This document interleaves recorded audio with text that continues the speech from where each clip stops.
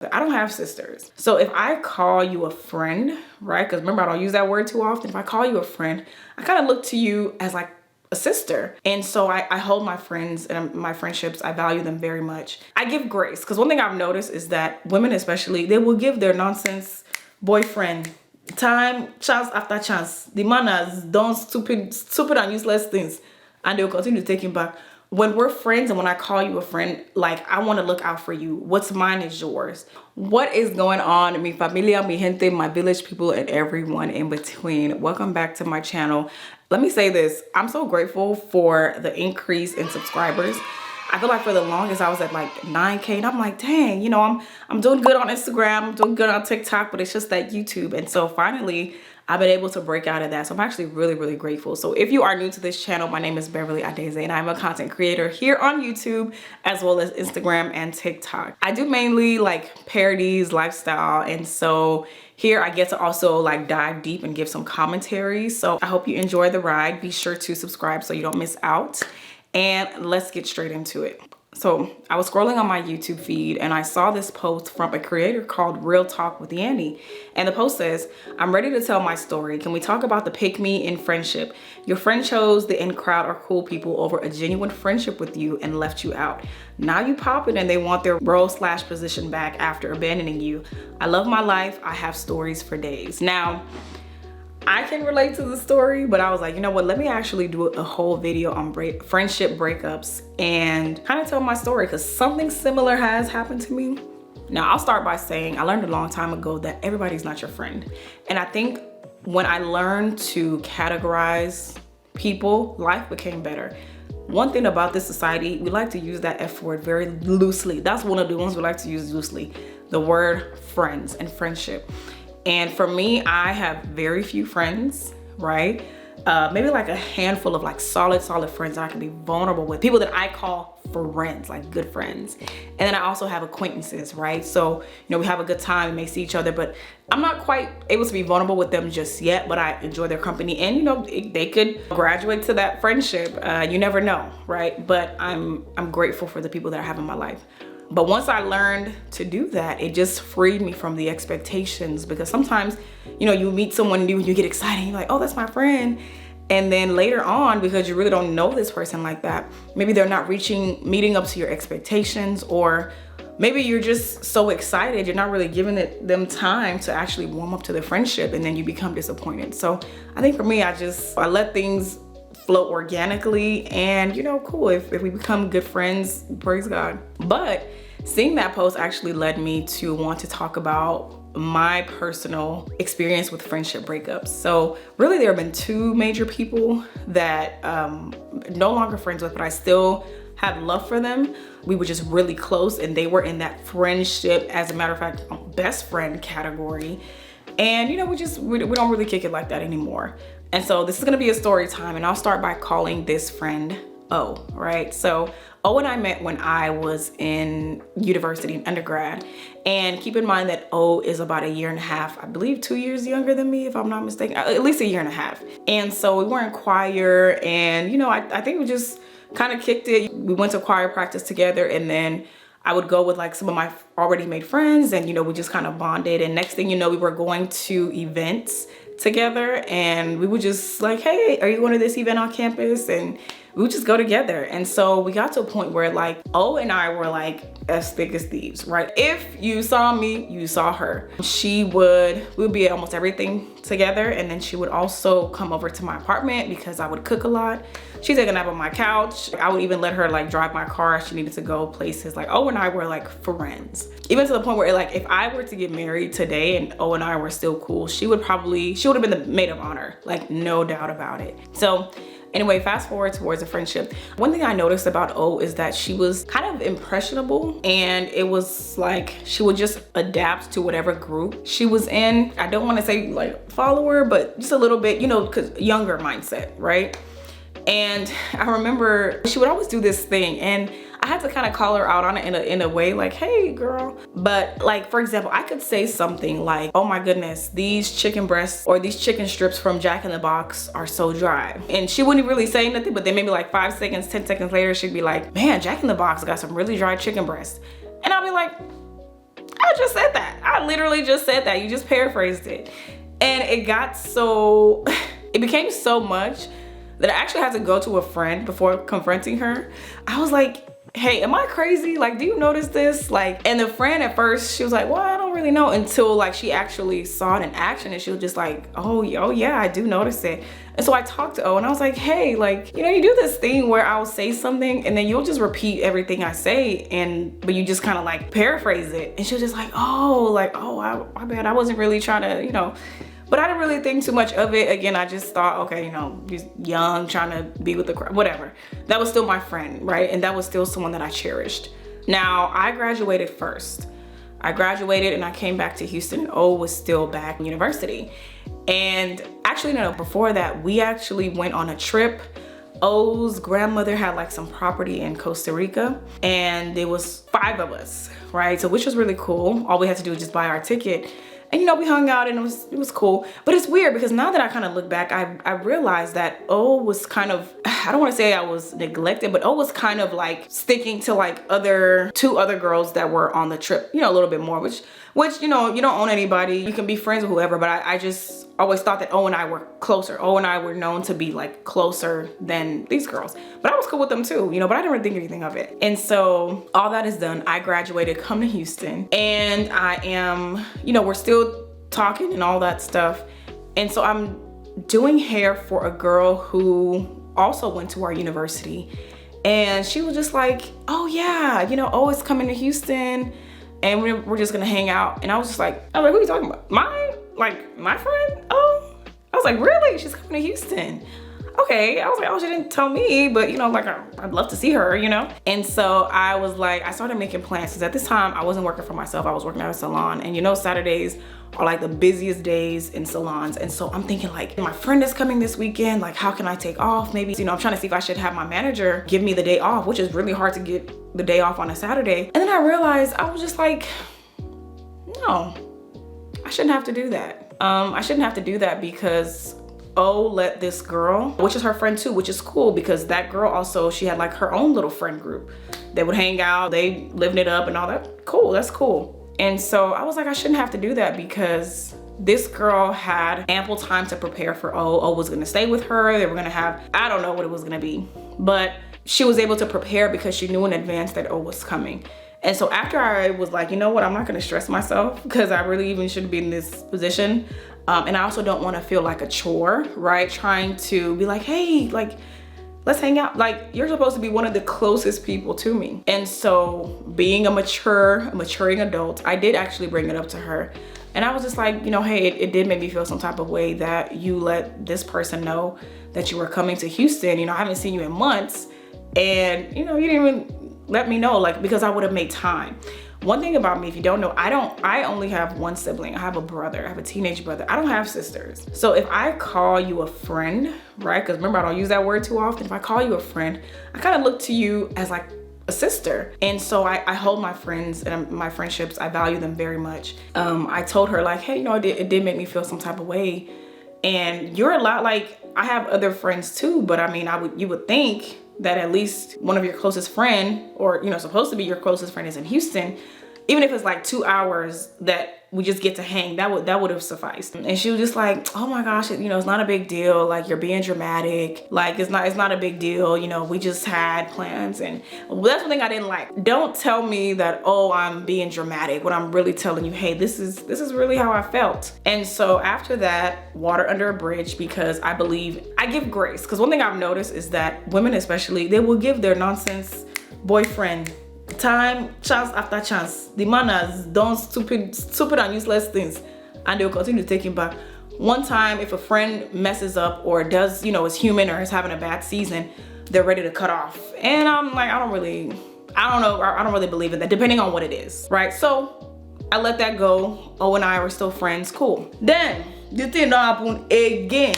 Like, fast forward a few months, not even like 3 months later, O calls me and she's like, hey, I'm gonna be in Houston. And she was literally like maybe 45 minutes outside of Houston. And I could literally hear her driving. Mind you, she's made plans with this friend, the same girl, And that girl knew in advance that she was coming. She was able to prepare. And you're telling me just like right when you're driving into Houston. And it really just didn't sound like, it just sounded like you wanted to say, all right, well, you can't say I didn't tell you, you know? And I just, at that point, I was just like, you know what? You shouldn't feel obligated to want to hang out with me. I value my friendships. And when I call somebody a friend, I hold them close. And so if it's just, I said, you know what? It's okay. Let's keep our friendship on Facebook. That's fine. Like, it's all good. We don't have to do all this stuff. And that was just it. And you know, it did hurt because people don't really talk about how much friendship breakups hurt. We talk about romantic relationships, but these hurt too, because in my mind, I'm like, dang, this would have been the godmother to my children or something, or maid of honor. And so you have to kind of grieve all these future plans you had with this person. You were gonna go on trips and, you know, girls trip, Golden Girls, all that. And you have to grieve that. I'll never forget when I did a brand partnership with Princess Cruises. And so they allowed me to bring a +1. I was gonna be on a cruise for 7 days, right, working for this company. And if O and I were still friends, off the bat, she would have been the first one. I would have like, hey girl, let's go on this cruise. You don't pay for nothing. Nothing. You know, I was able to take my friend Melanie and we had such a good time. But Melanie didn't pay for nothing. Okay, she was able to have a vacation. And see, when we're friends and when I call you a friend, like, I want to look out for you. What's mine is yours. And so it was hurtful. And so 2 years later, actually, right before I moved to Colombia, I remember I was at a Chick-fil-A. Oh, had texted me because I didn't text her in a long time. I don't even think I had her number. And so she texted me saying, hey, you know, can we talk? And so I was at a Chick-fil-A drive-thru and she calls me and she apologized. She apologized because she felt like she was being prideful. And I know that's something she struggled with. She was prideful and she just apologized. And I told her, listen, I've already accepted your apology before you even got on the phone to apologize. I didn't hold it against her because I understood that, again, kind of like that follower mindset of wanting to belong to something, right? And just kind of latching on to whatever group or feeling like, oh, this is the more like popular group. Like they popping, they're always having fun. I want to be part of that. That's cool, but don't neglect the friends that have been there for you since. You know, the friends that genuinely love you and all your quirkiness and all your weirdness. Don't neglect us for the new group. You can do both. And so I was like, man, see, you know, now that I'm getting all these opportunities and God, who knows where God is gonna take me, I wanna take my good, solid friends to as much as I can. And hey, we're going to an award show, girl, I got a +1. Let's experience this together. And so like, that's the part that kind of hurts. And so O and I, you know, we're not friends anymore, but I would never take away the role that she played in my life. You know, I know a lot of times people want to like, be like, oh, well, she was always, no, she was good. She was good to me when she was good to me. And, you know, it's just a life lesson that she had to learn. So, you know, I haven't talked to her maybe in like 3 years or so. Now, on the other hand, it's so easy for us to talk about how people have done us wrong that we don't acknowledge that sometimes we're maybe not the good friend. And the other friendship breakup that I had, this was actually someone that I was best friends with since middle school, high school. We're gonna call her Jay. And Jay and I we would laugh all the time, like all the time. And I remember one day, Jay was dating this guy that I really wasn't too like fond of, and maybe honestly looking back, maybe just in my immature mindset, I was probably giving unsolicited advice instead of just being there as a friend, just to listen. And I think at that time when I went to college, you know, I'd given my life to Christ, and there's a certain, like, you become zealous, you become like overzealous, you're excited. But sometimes as an immature Christian, a baby Christian, you don't have the wisdom yet. And so some things may come off as maybe judgmental and you don't really like mean it that way, but you're just so excited, but you feel like you have to insert and give advice, unsolicited advice, instead of just being there. And so that's something that I've learned. But I think at that point in time, Jay, she was probably the first best friend I knew. I remember I came to Houston and, you know, we hung out and stuff, and I dropped her back off home. And then I went to Dallas for an event, and I'm like, I was trying to text her and I'm like, dang, I'm not hearing from her. Like, is she okay?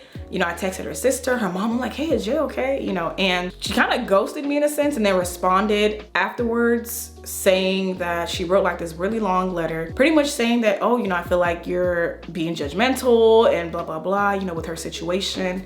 with her boyfriend, and I felt horrible, you know, and that was pretty much the end of our friendship. She didn't even really give me a chance to even explain or apologize. She just kind of cut me off. And you know, rightfully so, right? Because I had to realize the error of my ways.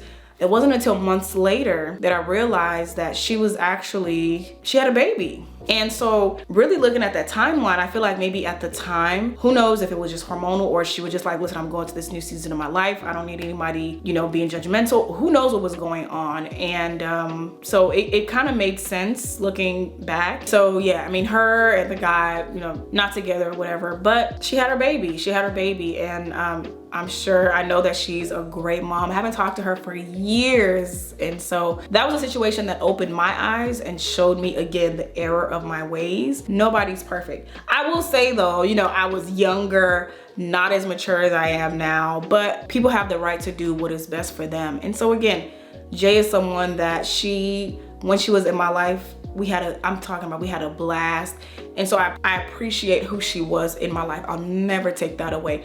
And even in these two situations, I'm wishing them the best. And besides that, everyone has kind of been consistent. There was a case where I did have to demote a friend to an acquaintance, right? Or an associate, someone, you know, I still care for them, but I realized that they didn't value my friendship the same way I valued theirs, right? Again, if I call you a friend, I look at you as a sister or a brother. So when I was coming back and forth from Colombia when I lived in South We I'm trying to hang out with all my friends here as much as I can before I go back. And I kept making plans with this person, and we would make plans and cancel. And I realized that, you know, with her other friends, you know, she was there. And of course they were closer. That's why you have to know your place in people's lives. That's completely fine. I'm okay with that. They had a closer bond because they have more history. So with her other friends, it seemed like she would make time for them. Again, it's important to know your place and position in people's lives so that you don't get your own feelings hurt, which I knew that they were closer, they had more history, but that doesn't mean that I don't want to be seen as like a valuable friend, because I'm like, I have lots to offer. I have love to offer my friends. It got to a point where I was thinking about our friendship with this individual, and I was just like, do you really fool with me like that? You know, because I don't want to be in a one-sided friendship. You know, we had great times, but I stopped calling her friend, and now she's just an acquaintance. And again, still have love for her, but I think I was expecting too much from her. That was the issue. I was expecting too much from this individual. And so when I learned to let go of that and just kind of categorize her here in this way, life just got better, because now you ain't gotta invite me to all. I'm cool. When I see you, it's love. You know, when I see you, I'm gonna hug you. You know, I'm praying for you. But that does not mean that this is someone that I have to do life with in like close proximity. Maybe in one point in my life, yeah, for sure. But moving forward, not so much, and that's okay. So where am I now with obtaining new friendships?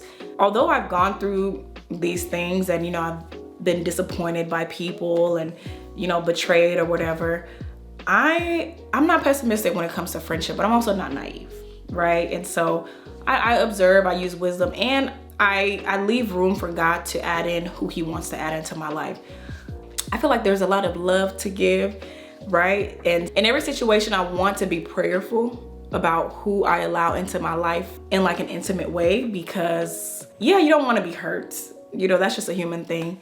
But I also don't want to miss out on great quality friendships, because sometimes we've been so hurt, we've been so scarred, and my story really isn't even nothing compared to some of the things that people, so-called friends, who probably weren't really friends, they were really acquaintances, have done to them, to the point where they are side-eyeing everybody. They don't trust anybody. And yes, humans are going to human, but if you walk around with that, I don't want to say trauma, but it is. If you walk around with that hurt and then just that mind frame, and that's just your perception on life, I feel like you miss out on good people, because there may be a good person who's really meant to be a root, right? A root in your life, and because of what you've gone through, you self-sabotage. Some people are meant to be leaves, some are meant to be tree branches. And so I'm at a point where I'm like, you know what, I'm gonna use wisdom, but I'm not gonna be so guarded that I don't allow good people to come in, and I don't have the time to be like side-eyeing them, like, oh, What if they're just like this person? What if you know what, if 15 years down the line I find out that the friendship has come to an end, then it's just come to an end. You know, I just can't live with that stress. And so, yeah. Friendship breakups suck, but it's not the end of the world. And there are still people out here that are genuine and they have a lot of love to give. And so I welcome that. I welcome that into my life, and I welcome that into your life as well. If you're someone that's been struggling with that or praying for new friendships and new friend groups. And let me tell you, don't be intimidated by all these big friend groups you see on social media. A lot of them don't like each other, but in the rare case that you get a big friend group where everyone is just genuine and they really love each other, that's a blessing. But I always say that if you have at least two people in your life, if you have two people in your life that genuinely love you and want the best for you, you are absolutely blessed. You're so blessed. And so don't take that for granted. Don't take them for granted. Appreciate those people and don't neglect them or mishandle them because they don't look like what you see on social media. So that's really it for this video. I hope you all enjoy it, and I would actually like to know, have you been betrayed by a friend? Have you gone through a friendship breakup? Have you been in the wrong as a friend? So I want to know in the comment section, and I'm going to be right down there with y'all. So once again, be sure to like, share, and subscribe this video, and I'm going to see you in the next one.